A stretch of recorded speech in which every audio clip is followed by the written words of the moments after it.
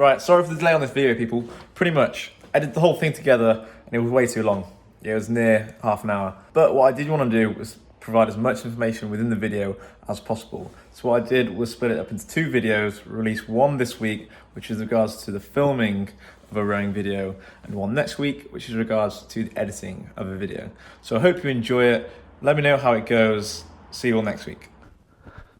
Oops. Okay, today's going to be a lot different.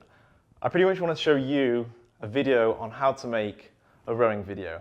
Now there's plenty of rowing videos out there, and I can tell people enjoy making them. People enjoy making them to round off their season, something to reflect on, something about their club, but also they're very good promotional content. The videos can be used as a very strong recruitment drive to get people through your door, introduce them to your club, and start strengthening your squad. Now, I'm a professional videographer, so I do this for a living, and I think there's loads that I can share with you guys in terms of tips and tricks throughout the filming and the editing process that would be really beneficial and really help you get the most out of the time you put in to making a video in the future. Let's get in front of the Macintosh and we can get into it. Right, let's get into the editing booth. First off, before we start, this is all edited on Adobe Premiere Pro. I will leave a free link for, I think it's like a 14-day trial in the description below. It's not paid, it's not an affiliate link or anything like that, just so you know what I'm using and if you want to try it out. But also there's quite a few other editing programs out there that are great as well. I think Final Cut Pro, even iMovie. Most of the stuff that I'm about to do here, I'm sure you can do on iMovie, so you still will be able to follow along. But if there is anything you're unsure about in terms of editing software, hit me up on Instagram or just leave a comment below. I will get back to you. Cool. So where to start? Now, personally, I always like to start by picking the song. And that's because music for me very much motivates my visuals. This often lets me listen to music and plan ahead for the shots I'm looking to record that day or that week in the video. The benefit of doing this in advance means that you get more of a harmony between your visuals and your music, which creates a much more satisfying viewing and listening experience for the viewers on YouTube. Usually I want to be picking a song that's very high in energy at certain points, but then also has the potential to slow down so that I can change the temperament of the video. Because contrast in terms of pace and energy is quite nice. You don't want something that's high in energy all the way through, and you don't want something that's low in energy all the way through. That change of pace usually works really well for me. Now I'm sure some of us are going to be wanting to use our favourite songs, but just be aware that YouTube does have copyright policies in place, so sometimes you may not be able to use the very song that you want to. But for the most part, it's usually okay. Now I don't know if this is a good idea, but for the purpose of this video, I'm going to be using the song Buck Rogers by Feeder, which is a tune. And you'll sort of see why in terms of tempo and pacing and energy, why it's a good song to use. To be honest, you might completely disagree with me. So listening to the song back, listening to it through, and looking at the waveforms, you can tell there's different phases of the music in terms of energy and tempo. And it's most satisfying for the viewer if the visuals match the cues of the audio. Now, if you want your promotional content to have as maximum impact to the viewer as possible, you want the really high energy parts of the song to really match up with the fast-paced visuals of the rowing and the training you've got. But you may also want to match the slowed down parts of the song with the more emotional aspects or even the funnier aspects of the visuals that you have. It's also fairly standard for the energy of a song to build up to a certain point near the end of the song. And I guess that's a crescendo. So what I like to do is save my very best shots for that part in the song. Part. Because in the words of Ronan Keating, life is a roller coaster, baby, and you just got to ride it. And the same goes for your rowing season. I'm sure we've all had many ups and downs throughout the course of a rowing season. And if you're able to capture this on video, why not show it in the video that you're creating now and use parts of the song to match these very moments that we've all been through. Because think about your favorite movie. No movie goes well all the way through. We want to show the ups and downs. We want to be authentic. We want to really show what it's like to go through a rowing season. So what we're looking for is that up, down, and then up at the end for that big reveal. That's our money shot. So if you can find a good song, you're off to a winning start. And like I said, it's always nice to have a song in mind before you go out and film your visuals. If not, don't worry about it. What you should do is listen to as much music as you can, start out the car window and pretend you're in a music video, and then it'll come to you. You'll know as to whether it could work. Right, let's move on. Visuals. First tip. I often see with most rowing videos that 90% of the video is all about rowing footage on the water and not much off the water. And whilst I recognise that is where the sport takes place, most well done promotional sporting videos will take place outside the arena and build up to that point, or build up to the football pitch, or build up to the rugby pitch. And that's because we can become accustomed to the people, the characters, the athletes beforehand, before we go into the arena. And this allows us to build suspense throughout the video and helps us become accompanied with the athletes before we get onto the water in a more suitable environment. First thing I would say is take your camera around the boathouse and film anything and anyone you can. Shove your camera in your crewmate's face, see what sort of reactions you get, and allow the viewers to get to know you and the crew around you. Obviously, if an athlete isn't comfortable being filmed, I wouldn't bother filming them. But for the most part, you're probably all quite close, you're probably friendly.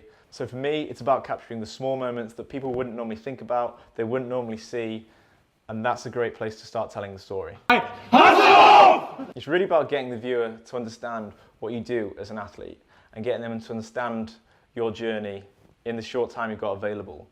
And what it'll do is allow them to get to know you and buy into your story rather than just having a GoPro stuck on a stern for recording for 6 minutes. Because there's plenty of them out there. So good things to hit on would be coaching talks, as long as you're not disruptive, and just be as discreet as possible. You want funny snippets, bloopers. Yeah. You want to create suspense and establishing shots, so people warming up or getting ready to boat. And we can also think about the versatility of the off-water shots. So I want you to think about 3 separate angles that you go from. We're going to hit wide shots, medium, and close-ups. Your wide shots, these are like your establishing shots. So let's lay the scene for the club that you row in. So let's get some wide shots of the local landscape, perhaps the city that you row in or row from. If you've got a drone, this would be a great place to use it. Get some wide shots of the boathouse itself. Get some shots from distance of people going in and out of the boathouse, of crews having debriefs, etc., etc. Medium shots from a standard cinematography perspective would normally be from the waist up. And then you want your close-up. So here you want to think about the finer details. So people grabbing blades, or doing their gait up, or close-ups of their face on the erg, warming up, things like that. If you can switch between these 3 angles, you'll help keep things interesting for the viewer whilst also laying the scene. Now I know I'm going to get a ton of questions on what camera equipment to use. Let me say that given the performance of iPhones these days, you'd have no problem making a really good video on an iPhone. If we weren't in the middle of a pandemic right now and had access to a boathouse, I definitely would have filmed alongside with an iPhone just for proof of concept. But please don't be put off just because you don't have the latest camera equipment, because you honestly don't need it. Let me show you how to operate your camera in a way that will give you the most cinematic shots when you're creating establishing shots. When filming using an iPhone, one of the biggest limiting factors to making your footage look good is how shaky it is. So what I want you to do, rather than using your arms to create the motion in the video, is to keep your arms tucked in at the sides and actually sway using your hips. Remember, it's all in the hip. Hey, it's all in. Come on, work with me now. It's all in the hips. Yeah. And what I'll do is, as an example, is use a demonstration using George. To make the statue in front of the town hall the subject, you go from side to side, and it creates just a nice sideways motion. So I'll do it with this camera here. Ready? What we'll do is put it in 60 frames per second, so you can also slow it down. So we press really cool. 60. There you go. Well, I tell you what, just for the sake of the video, first do it with your arms. So try and create the same motion. Silly, man. Silly. You make me look. I'm not making you look silly. You make me look silly. Ready? No, with that phone. Oh, okay. Go. So as you can see, his arms are big, long levers, and this creates a lot of pivot, which creates a lot of camera shake. So what you want to do is tuck the arms in. Go. So you sort of use your legs and your hips. Remember, it's all in the hip. I'm a videographer. I think I was recording then. If you use this for a few establishing shots, one after another, you create quite a nice flow, a flow of motion from clip to clip.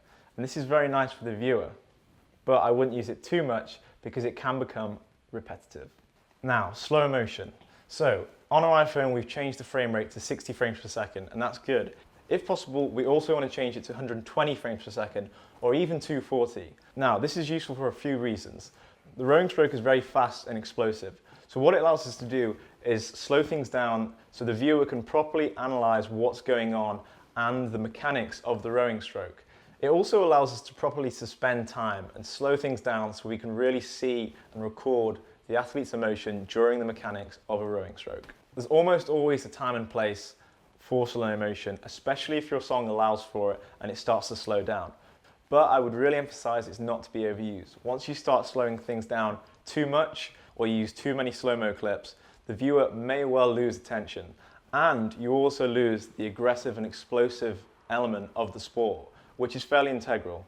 So it's best to mix things up, use a bit of both, but mostly stick to real-time footage.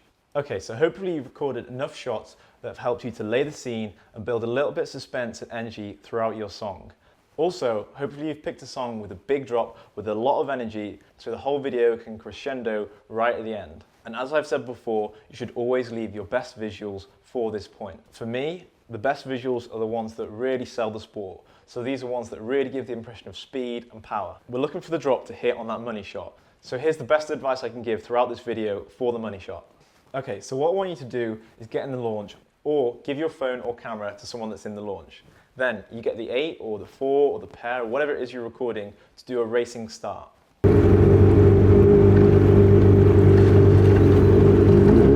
Take your camera, don't zoom in, and what I want you to do is follow the boat that's doing the racing start. Then what you want to do is hold the camera as close to the water as possible. Please don't drop it in the water, and don't blame me for dropping it in the water either. What you get when you're moving at a fast speed in a boat and you're looking at objects that aren't moving at a fast speed, that are close to you, is something called optic flow. And when you get optic flow, you get something called motion blur in the camera. So pretty much, when you're moving fast in a boat, the stuff that you're moving fast past that is close to you looks very blurred. And this gives a huge element of speed and power in the video.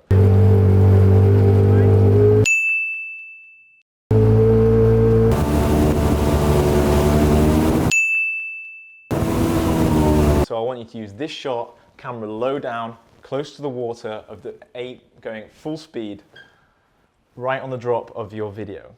It's very important, do not waste that shot. Don't use it too early, don't use it too late. Right on the drop. I've used this time and time again in the past 3 or 4 seasons in my most exciting videos, right at the end of the video to really drive home the message and emotion of the video. And it really packs a punch. So please, do not waste it. I hope you find that one useful. The one next week we'll go editing. I think that will be the most useful one for everyone. Like, subscribe, all that stuff. See you next week.